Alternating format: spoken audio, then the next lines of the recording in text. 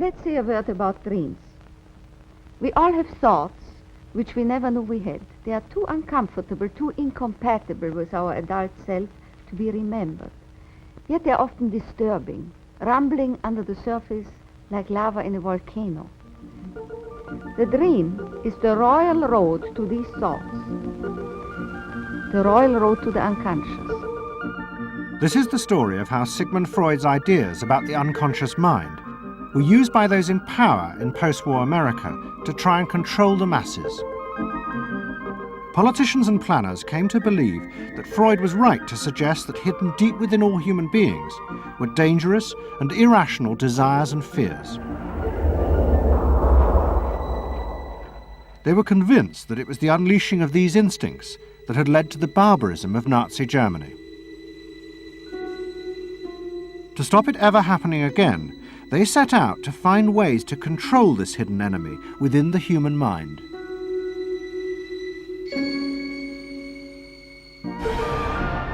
At the heart of the story are Sigmund Freud's daughter Anna and his nephew Edward Bernays, who had invented the profession of public relations. Their ideas were used by the US government, big business, and the CIA to develop techniques to manage and control the minds of the American people. Those in power believed that the only way to make democracy work and create a stable society was to repress the savage barbarism that lurked just under the surface of normal American life.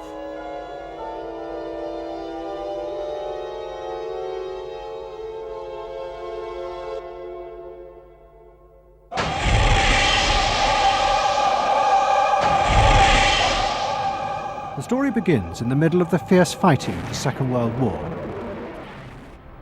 As the fighting intensified, the American army was faced by an extraordinary number of mental breakdowns among its troops.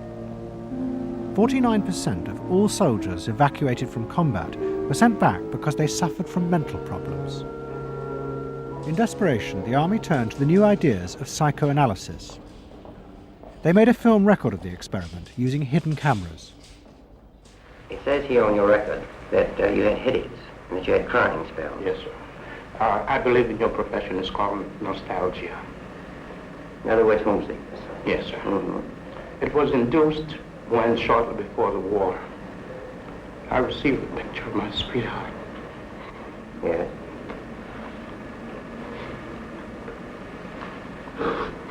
Mm-hmm.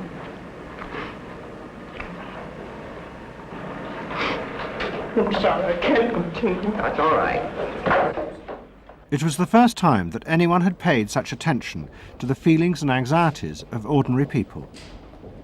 At the heart of the experiment were a number of refugee psychoanalysts from Central Europe. They worked with American psychiatrists to guide and shape the project. When I first came to America, I worked in the psychiatric service with soldiers trying to rehabilitate them. And I traveled in the train from the East Coast to the West Coast. I was enormously curious what goes on in all of those little towns that the train is passing. After my years in the army, I knew exactly what everybody was doing in the little towns. Because I saw so many people who came from there. And I understood their aspirations, their disappointments, and so forth. So it was as if somebody invited me to a privileged tour into the inner soul of America. I'm not doing this deliberately, so please believe me. I do believe you. A display of emotion is sometimes very helpful. I hope so, sir. Sure, it gets it off the chest. Well, sir, to be perfectly honest with you, I'm very much in love with my sweetheart. She has been the one person that gave me a sense of importance, in that through her cooperation with me, we were able to surmount so many obstacles. Take it easy now, just talk to... The psychoanalysts used techniques developed by Freud to take the men back into their past.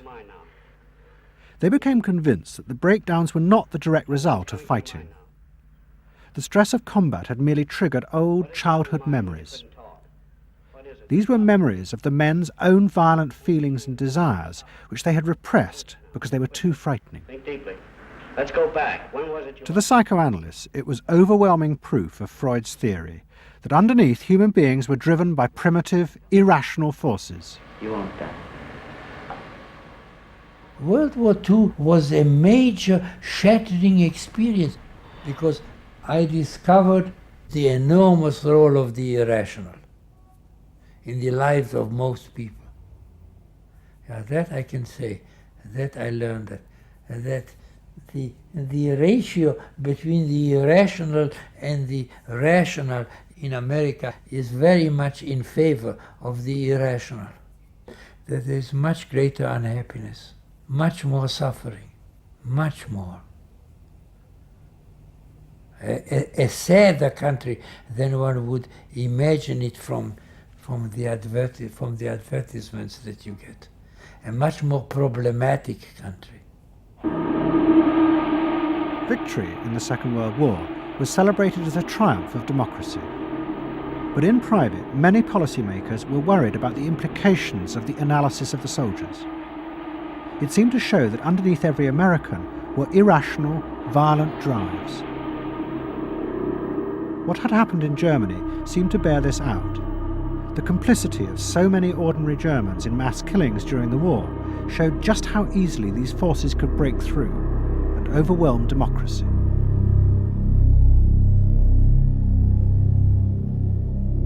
Planners and policymakers had been convinced by their experiences during World War II that human beings could act very irrationally because of this sort of teeming and raw and unpredictable emotionality, the kind of chaos that lived at the base of human personality could, in fact, infect the society, social institutions, to such a point that the society itself would become sick. That's what they believe happened in Germany, in which the irrational, the anti-democratic, went wild. Well, it was a vision of human nature as incredibly destructive, and they were terrified that Americans would in fact behave that way, or were capable of behaving that way, and they wanted to avoid a rerun of that. So what is needed is a human being that can internalize democratic values so that they are not shaken with the storm. And psychoanalysis carried in it the promise that it can be done. It opened up new vistas as to how the inner structure of the human being can be changed so that he becomes a more vital, free supporter and maintainer of democracy. The psychoanalysts were convinced they not only understood these dangerous forces, but they knew how to control them too. They would use their techniques to create democratic individuals, because democracy left to itself failed to do this.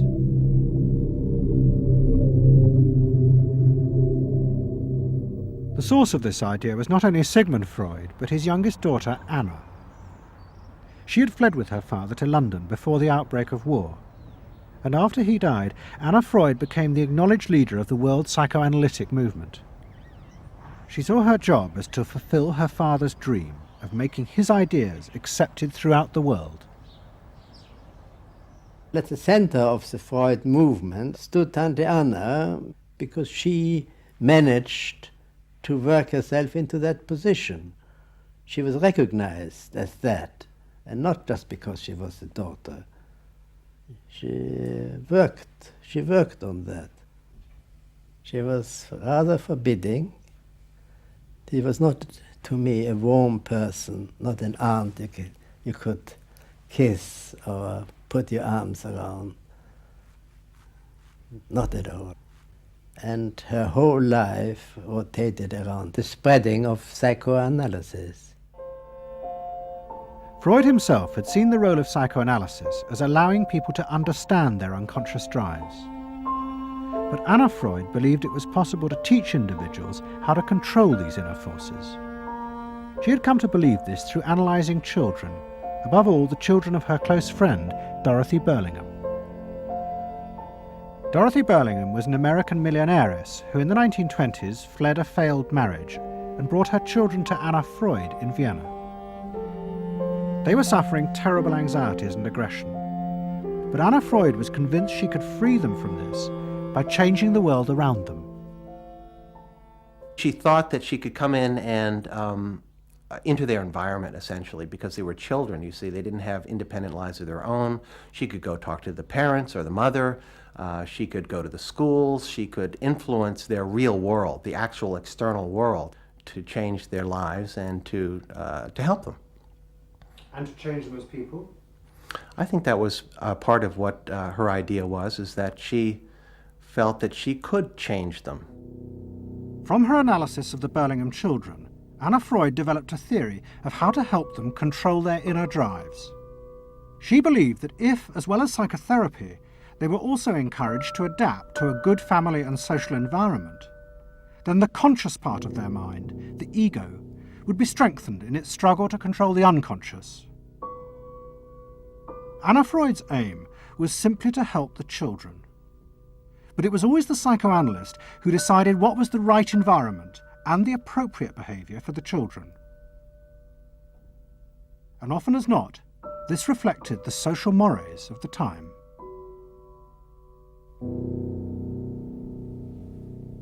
In my father's case, they were concerned that he would be a homosexual. And so a lot of their efforts went into preventing or trying to stop my father from becoming a homosexual. Whether or not he would have or did, or, it's unknown to me. Why did they want to stop him? Because they felt it was abnormal. It wasn't a normal way to develop. They wanted to have him develop along lines that society recognized to be normal, because if they didn't, then you're going to be under the control of forces that you don't understand, that you're not even aware of. The analysis seemed to be a great success, and in the 30s the Burlingham children had returned to America. They settled down to happy married lives in the suburbs. What they didn't realize was that their experience was about to become a template for a giant social experiment to control the inner mental life of the American population. In 1946, President Truman signed the National Mental Health Act. It had been born directly out of the wartime discoveries by psychoanalysts that millions of Americans who had been drafted suffered hidden anxieties and fears. The aim of the act was to deal with this invisible threat to society. Shocked by the appalling percentage of the emotionally unstable revealed by the World War II draft figures, Congress in 1946 passed the National Mental Health Act, which recognized for the first time that mental illness was a national problem. Keenly aware of the tremendous problems ahead is Dr. Robert H. Felix, director of the vast new project. A primary objective of the National Mental Health Program is to increase our fund of scientific knowledge about mental health and about mental illness. We're not doing this. Why? Because there are all too few skilled mental health workers. Two of the principal architects of the Act were the Menninger brothers, Carl and Will. Will had run the wartime psychotherapy experiments, and now he and his brother began to train hundreds of new psychiatrists. The Menningers were convinced that it would be possible to apply Anna Freud's ideas on a wide scale, and to adults as well as children. The psychiatrist's job would be to teach ordinary Americans how to control their unconscious drives. Psychoanalysis could be used to make a better society. They said psychoanalytic thinking could make for the betterment of society, because you could change the way the mind functioned, and you could take the ways in which people did hurtful things to themselves and others and alter them by enlarging their understanding. And this was the vision psychoanalysis brought. That you could really change people. That you could really change people. And you could change them almost in limitless ways. In the late 40s, a vast project began in America to apply the ideas of psychoanalysis to the masses. Psychological guidance centres were set up in hundreds of towns. They were staffed by psychiatrists who believed it was their job to control the hidden forces inside the minds of millions of ordinary Americans. Yes, I need something done. I need some help. Did you have any particular teachers that you liked, anything of the sort? I liked all my teachers except one, I remember. What was the trouble with this one? I don't know, she just scared me most of the time. Holler at me and I'd run outside and vomit.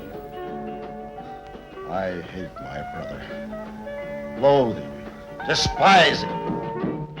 At the same time, thousands of counselors were trained to apply psychoanalysis to marriage guidance. And social workers were sent out to visit people's homes and advise on the psychological structure of family life. Behind all this was the fundamental idea of Anna Freud's, that if people were encouraged to conform to the accepted patterns of family and social life, then their ego would be strengthened. They would be able to control the dangerous forces within them. When your emotions control your actions, it affects not only yourself, but the people around you. And if this sort of flare-up is repeated often, it might lead to a permanently warped personality. You can control the fire of your emotions so that your personality becomes more pleasant. So we expect that someone who's been through that experience to be much more insightful, much more understanding, and a much better regulated person. And what happens to the dog? And regulation includes being able to let go, as it were, to enjoy a football game or a soccer game.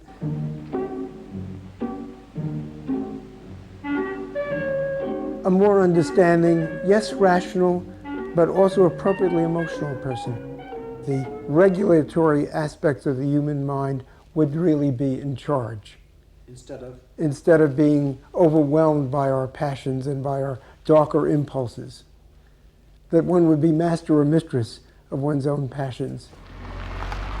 They just felt that the road to happiness was in adapting to the external world in which they lived.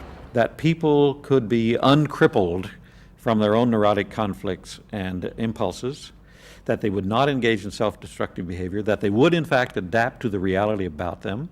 They never questioned the reality. They never questioned that it might itself be a source of evil or something to which you could not adapt without compromise or without suffering or without exploiting yourself in some way. So there was this fit with the politics of the day. And a balance of emotions is important to a well-rounded personality.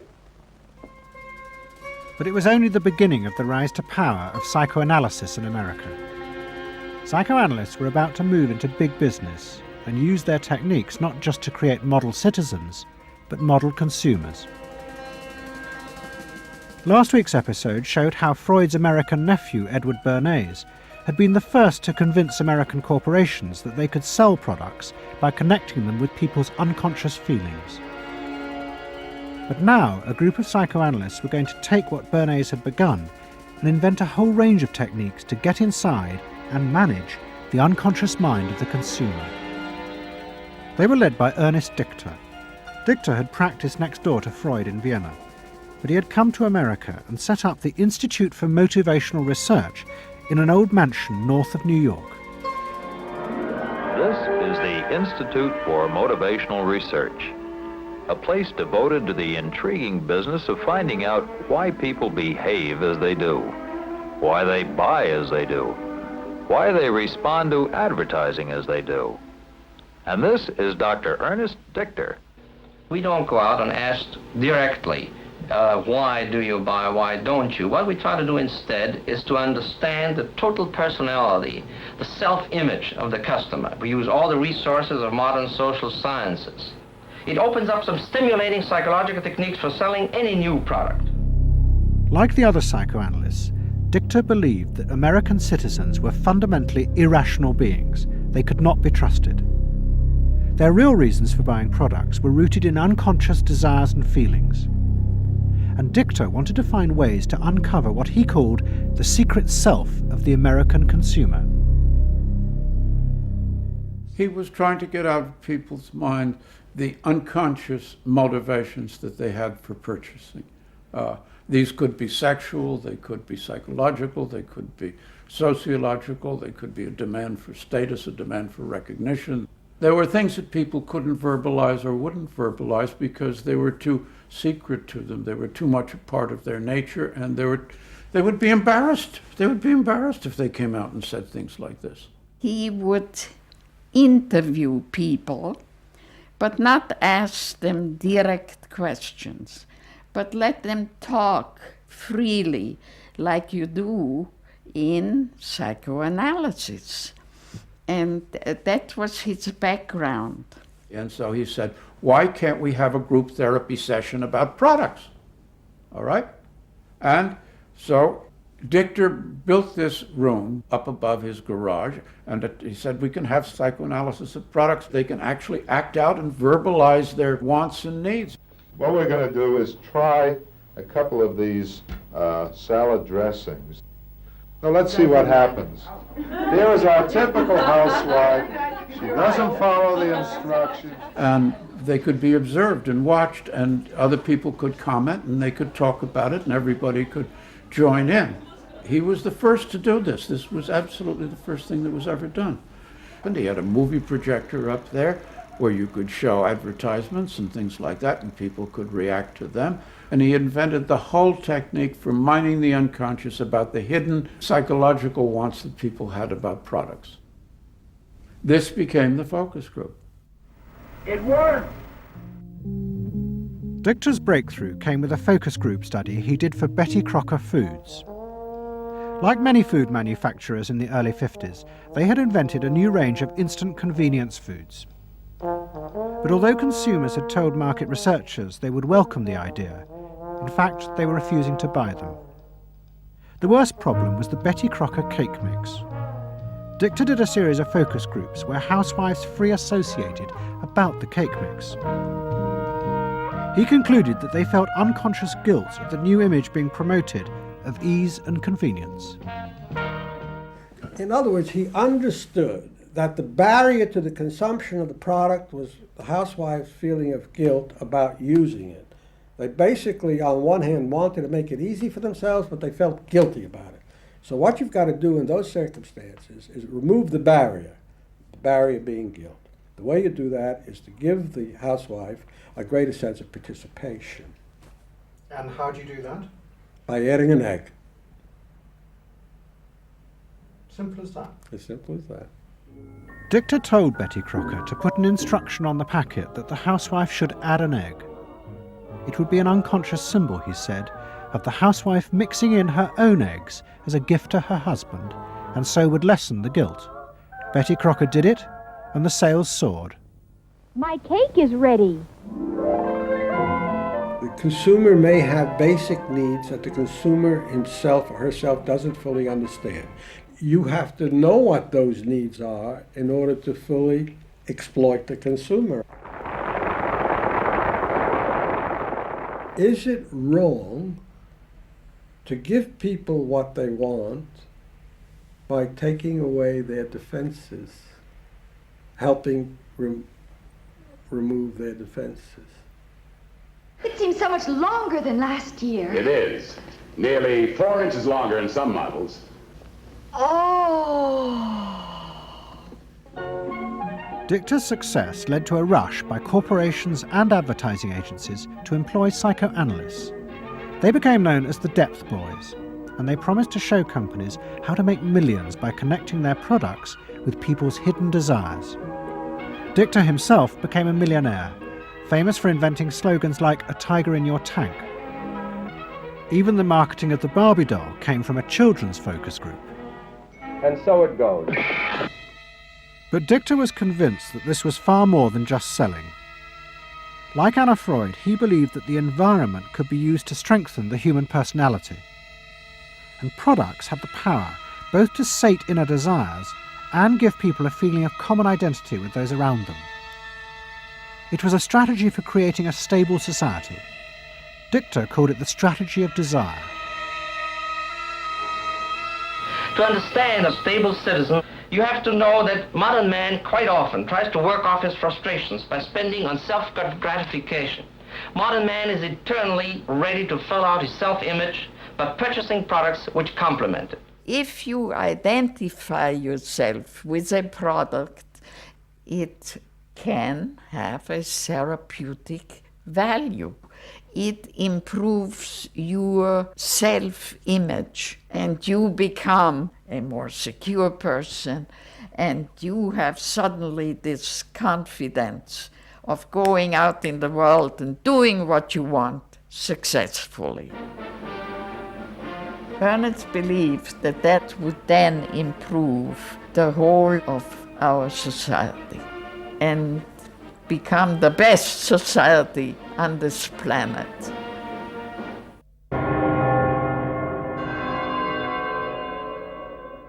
By the early 50s, the ideas of psychoanalysis had penetrated deep into American life. The psychoanalysts themselves became rich and powerful. Many had consulting rooms overlooking Central Park in New York. Politicians and famous writers like Arthur Miller and Tennessee Williams became their patients. They were seeking not just help, but to understand the hidden roots of human behavior. We were sought after. Washington was interested in what we think. You know, the important writers, important politicians were undergoing psychoanalysis. It was, we had waiting lists because there were so many patients that wanted to be analyzed. So it gave us a little bit of a swellhead. And as the psychoanalysts' ideas took hold in America, a new elite began to emerge in politics, social planning, and in business. What linked this elite was the assumption that the masses were fundamentally irrational. To make a free market democracy like America work, one had to use psychological techniques to control mass irrationality. They actually believed that this elite was necessary because individual citizens were not capable, if left alone, of being democratic citizens. The elite was necessary in order to create the conditions that would produce individuals capable of behaving as a good consumer and also behaving as a democratic citizen. They didn't see their activities as anti-democratic, as undermining the capacity of individual citizens for democracy. Quite the opposite. They understood that they were creating the conditions for democracy's survival and future. Anna Freud had never intended that her ideas be used in such a way, but she happily accepted the rise to power of psychoanalysis in America. She remained in England, living with Dorothy Burlingham. On the surface, it was an idyllic life. She and Dorothy had bought a weekend cottage on the Suffolk coast. And in the summers, Dorothy's children came from America to visit with the grandchildren. But underneath, things were going badly wrong. Both Bob and Mabby Burlingham, who Anna Freud had analysed in the 1930s, had suffered personal breakdowns, and their marriages were collapsing. Bob was drinking heavily, and Mabby suffered terrible anxieties. The real reasons for the visits to England were yet more analysis with Anna Freud. Well, the problem was that it didn't look very good, did it? Because here you have somebody who's having nervous breakdowns and is having alcoholic binges. And this is not exactly, doesn't really sit well. Well, you know, from a humane standpoint, obviously this is not desirable. You know, you want to help these people, but it also had the wider ramifications of everybody in analysis, in analytic circles, knew that Bob and Mabby were guinea pigs. They were the living proof that this was a wonderful process. It was very much swept under the rug. It didn't get out. I mean, these people had such, their power and influence was such that, you know, you were very careful. Anna Freud was a very powerful person, and you were the grandchildren, and she knew a great deal more than you did about what went on in your parents' lives and so forth. It was not something you were going to tangle with, and you were a product of the whole situation. But at the same time, we all knew that something was really out of whack. As she grew older, she became more and more important, didn't she? Politically and scientifically, but she didn't know when to stop. She was a bit too righteous. What she did was always the thing, and she would never, to my knowledge, acknowledge that she could make a mistake or be wrong. That is my feeling. But the power and influence of the Freud family in America was about to grow even more. Politicians were about to turn to Anna Freud's cousin, Edward Bernays, for help in a time of crisis.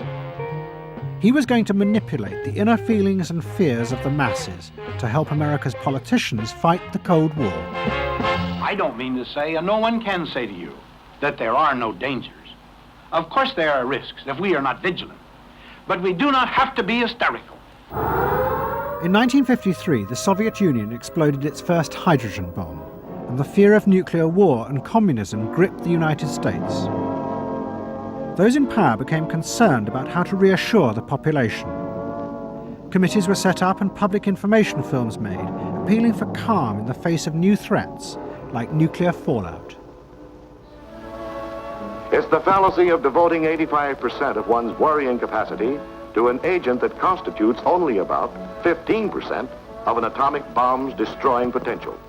At this point, Edward Bernays was living in New York. In the 1920s, he had invented the profession of public relations and was now one of the most powerful PR men in America. He worked for most of the major corporations and advised politicians, including President Eisenhower. Like his uncle Sigmund, Bernays was convinced that human beings were driven by irrational forces. The only way to deal with the public was to connect with their unconscious desires and fears. Bernays argued that instead of trying to reduce people's fear of communism, one should actually encourage and manipulate the fear, but in such a way as it became a weapon in the Cold War. Rational argument was fruitless.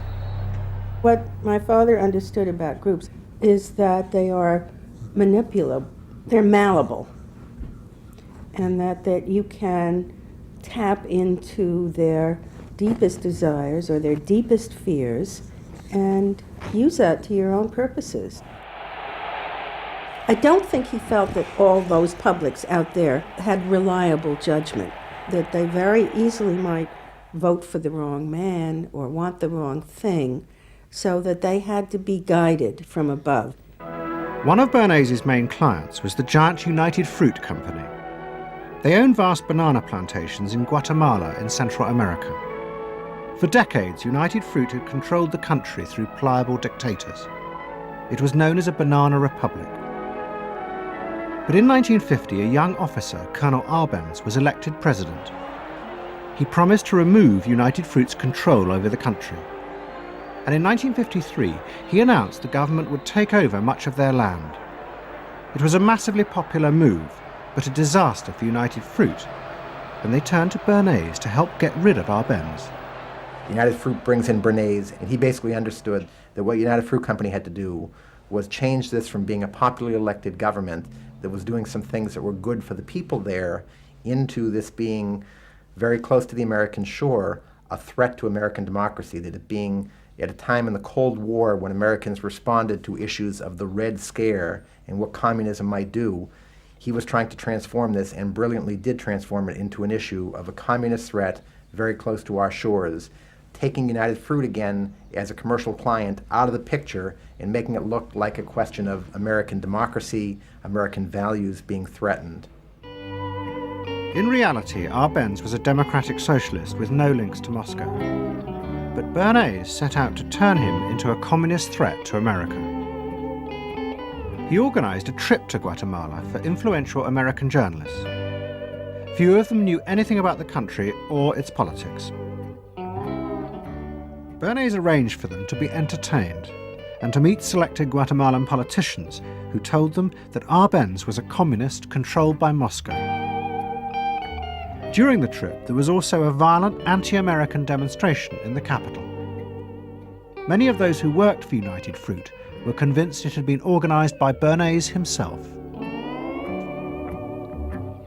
He also created a fake independent news agency in America called the Middle American Information Bureau. It bombarded the American media with press releases saying that Moscow was planning to use Guatemala as a beachhead to attack America. All of this had the desired effect. In Guatemala, the Jacob Arbenz regime became increasingly communistic after its inauguration in 1951. Communists in the Congress and high governmental positions controlled major committees, labor and farm groups, and propaganda facilities. They agitated and led in demonstrations against neighboring countries and the United States. What was profoundly new in terms of what Bernays did is he took this menace to our backyard in Guatemala. For the first time, we saw Reds a couple hundred miles from New Orleans who Eddie Bernays had us believing were a true threat to us, that it was going to be a Soviet outpost in our backyard. But what Bernays was doing was not just trying to blacken the Arbenz regime.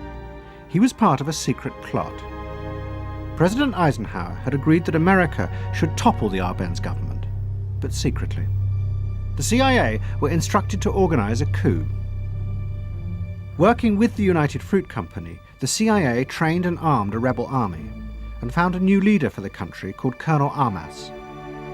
The CIA agent in charge was Howard Hunt, later one of the Watergate burglars. What we wanted to do was have a terror campaign to terrify Arbenz particularly, terrify his troops, much as the German Stuka bombers terrified the population of Holland, Belgium, and Poland at the onset of World War II, and just rendered everybody paralyzed. As planes flown by CIA pilots dropped bombs on Guatemala City, Edward Bernays carried on his propaganda campaign in the American press. He was preparing the American population to see this as the liberation of Guatemala by freedom fighters for democracy. He totally understood that the coup would happen when the public and the press, when conditions in the public and the press allowed for a coup to happen, and he created those conditions. He was totally savvy in terms of just what he was helping create there in terms of this overthrow. But ultimately he was reshaping reality, reshaping public opinion in a way that's undemocratic and manipulative. On June the 27th, 1954, Colonel Arbenz fled the country, and Armas arrived as the new leader. Within months, Vice President Nixon visited Guatemala. In an event staged by United Fruit's PR department, he was shown piles of Marxist literature that had been found, it was said, in the presidential palace. This is the first time in the history of the world that the communist government has been overthrown by the people. And for that we congratulate you and the people of Guatemala for the support they have given. And we are sure that under your leadership, supported by the people whom I have met by the hundreds on my visit to Guatemala, that Guatemala is going to enter a new era in which there will be prosperity for the people together with liberty for the people. Thank you very much for allowing us to see this exhibit of communism in Guatemala. You're welcome. And for dinner, see what Mother has for dessert. Banana gingerbread shortcake. Just another of the many tempting ways in which this nutritious fruit can be prepared. So now that you've seen where bananas come from before they reach your table, our journey to Banana Land is ended. We hope you enjoyed the trip. We know you like bananas. Bernays had manipulated the American people, but he had done so because he, like many others at the time, believed that the interests of business and the interests of America were indivisible, especially when faced with the threat of communism. But Bernays was convinced that to explain this rationally to the American people was impossible, because they were not rational. Instead, one had to touch on their inner fears and manipulate them in the interests of a higher truth. He called it the engineering of consent. He was doing it for the American way of life, and to which he was devoted. So this sincerely devoted, and yet he felt the people were really pretty stupid. And that's the paradox. If you don't leave it up to the people themselves, but force them to choose what you want them to choose, however subtly, then it's not democracy anymore.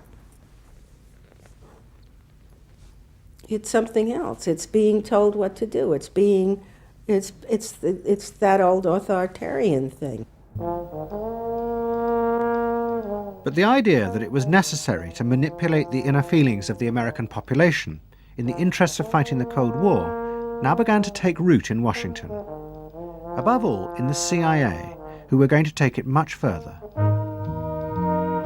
They were concerned that the Soviets were experimenting with psychological methods to actually alter the memories and feelings of people, the aim being to produce more controllable citizens. It was known as brainwashing. Psychologists in the CIA were convinced that this really might be possible, and that they should try to do it themselves. The image of the human being that was being built up at that particular time was that there was a great deal of vulnerability in every human being, and that vulnerability could be manipulated to program somebody to be something that I wanted them to be, and they didn't want to be. That you could manipulate people in such a way that they could be automatons, if you will, for whatever your own purposes were. This was the image that people thought was possible. In the late 50s, the CIA poured millions of dollars into the psychology departments of universities across America. They were secretly funding experiments on how to alter and control the inner drives of human beings. The most notorious of these experiments was run by the head of the American Psychiatric Association, Dr. Ewan Cameron. Like many psychiatrists at that time, Cameron was convinced that inside human beings were dangerous forces which threatened society. But he believed that it was possible not just to control these forces, but actually remove them. He thought that psychiatry should not just concentrate on sick people, mentally ill, but should actually go into government, that politicians should listen to psychiatrists. Psychiatrists should be in every parliament and should direct and monitor political activities, because they knew in a rational, scientific way what was good for people. Cameron had set up a clinic in a hospital in Montreal called the Allen Memorial. It is now long since closed down. Cameron took patients who suffered a wide range of mental problems. His theory was that these resulted from forgotten or repressed memories. But he was impatient with the idea of using psychotherapy to uncover them. Instead, he would simply wipe them. Cameron used drugs, including LSD, and the technique of ECT, electroconvulsive therapy. It was conventionally used at that time to relieve depression. But Cameron was going to use it in a new way, to produce new people. He was really using it to try and change the fundamental function of the individual, to alter their past memories, their past ways of behaving. And as I think he said at one point, it is to just sort of erase everything from their past so that you then had a slate in which you could record new ways of behavior.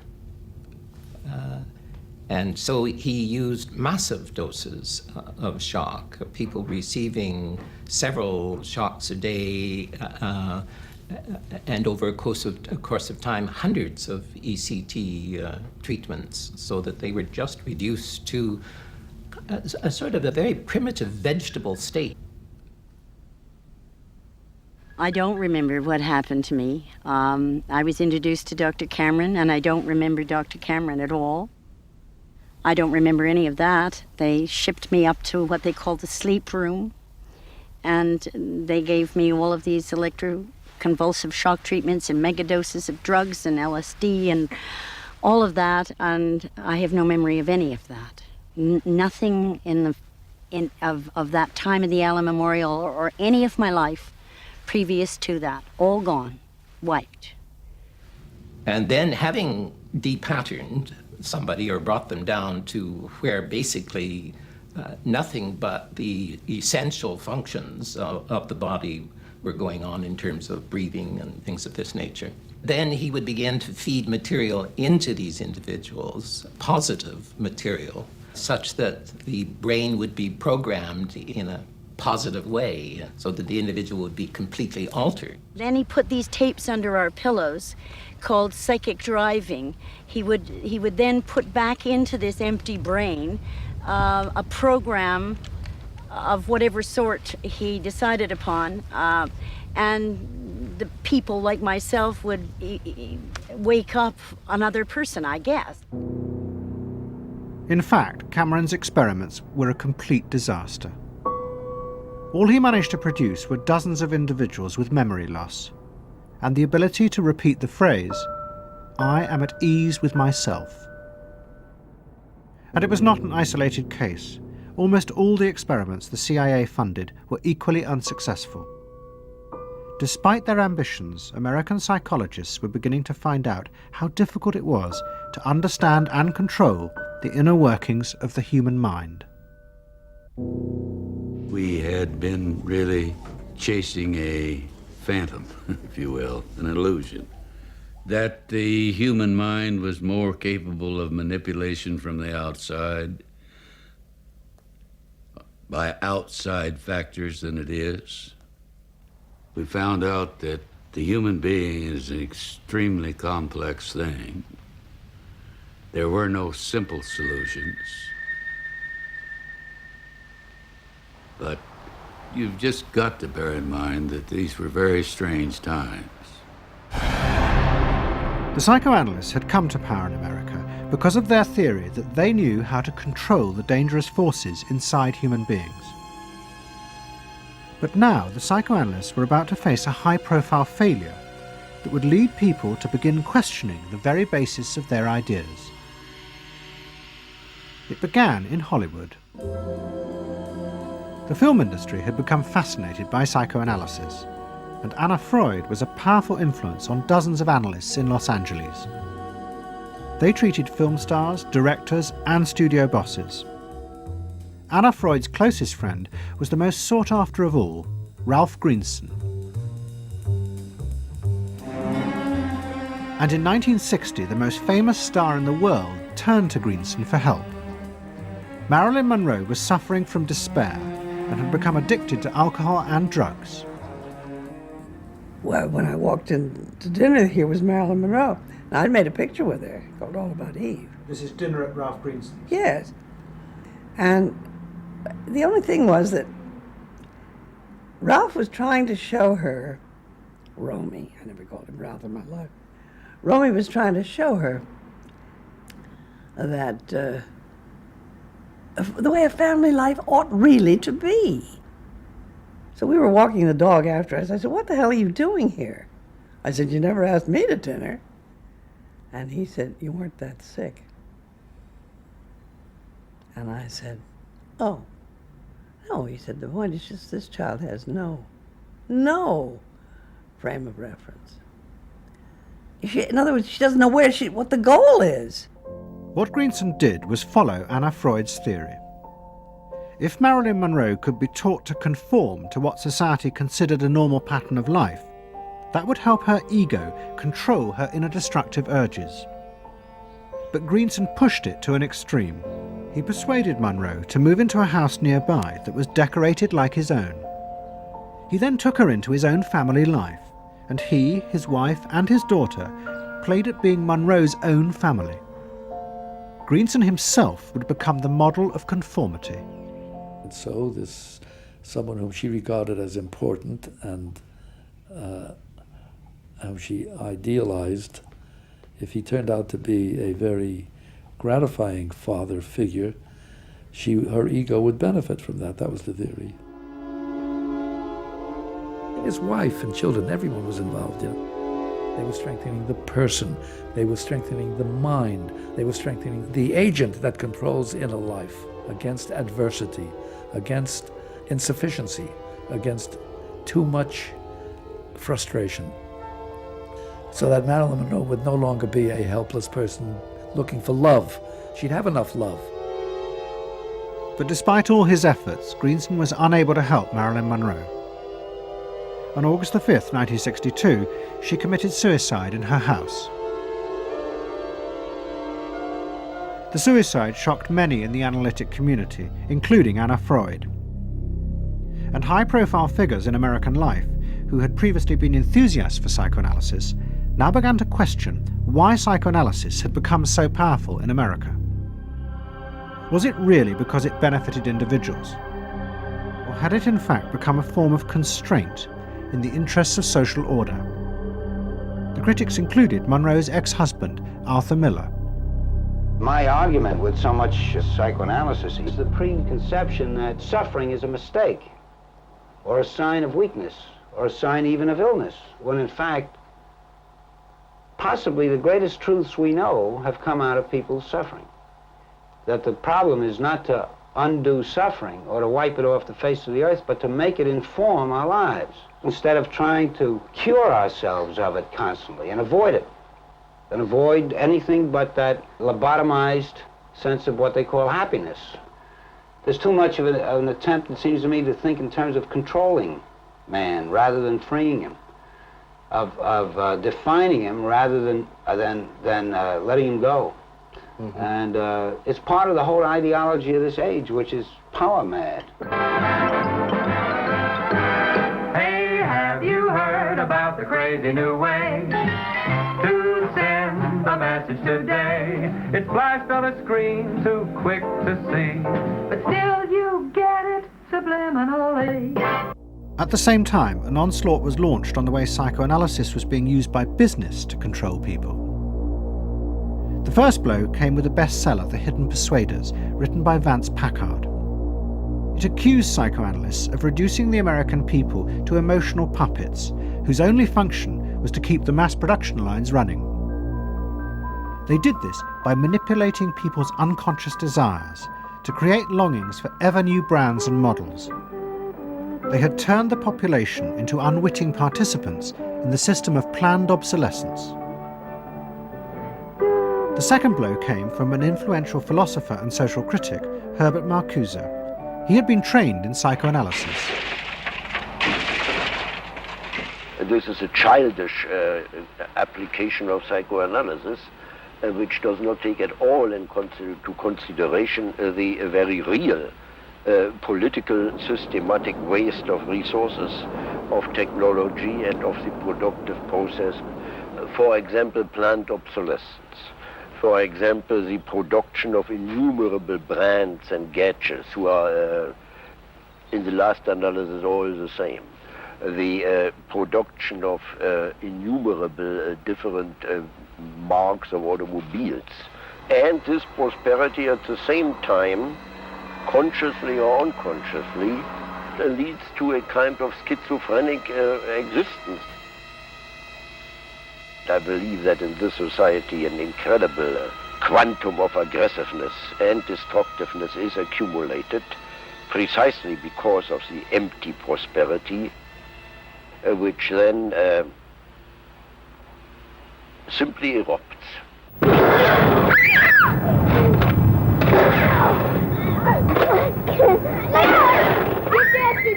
Marcuse's argument was not simply that psychoanalysis had been used for corrupt purposes. It was more fundamental. Marcuse said that the very idea that you needed to control people was wrong. Human beings did have inner emotional drives, but they were not inherently violent or evil. It was society that made these drives dangerous by repressing and distorting them. Anna Freud and her followers had increased that repression by trying to make people conform to society. In so doing, they made people more dangerous, not less. Marcuse challenged that social world, and he said that's a world that should not be adapted to. And in fact, what the individual was adapting to was corrupt and evil and corrupting. In other words, he switched the source of evil from inward conflict to the society itself. That the sickness of society lay at the societal level, not at the sickness of human beings in it. And if people did not challenge that, then they were, in fact, submitting to evil. Modern psychology has a word that is probably used more than any other word in psychology. It is the word maladjusted. It is the ringing cry of modern child psychology, maladjusted. Now, of course, we all want to live the well-adjusted life in order to avoid neurotic and schizophrenic personalities. But as I move toward my conclusion, I would like to say to you today, in a very honest manner, that there are some things in our society and some things in our world for which I'm proud to be maladjusted. And I call upon all men of goodwill to be maladjusted to these things until the good society is realized. I must honestly say to you that I never intend to adjust myself to racial segregation and discrimination. I never intend to adjust myself to religious bigotry.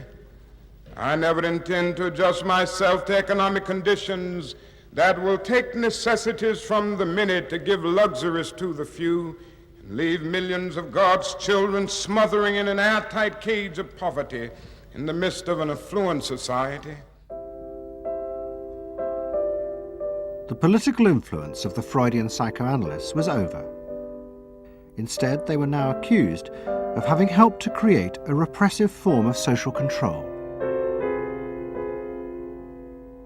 Anna Freud and Dorothy Burlingham lived on in Sigmund Freud's old house in London. In 1970, Dorothy's son Bob died of alcoholism. And in 1973, his sister Mabby returned for yet more analysis with Anna Freud. She went back for more analysis. She was living at 20 Marisville Gardens in the Freud house, as I guess she did when she wasn't with her husband, and she committed suicide. She took an overdose of sleeping pills. In Freud's own house? In Freud's own house, right.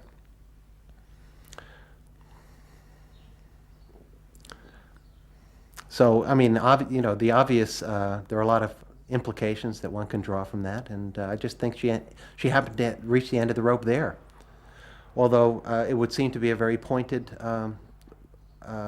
act. Obviously, suicide is a very politicized act, and to do it in Sigmund Freud's own house is certainly different from doing it in Riverdale back in New York.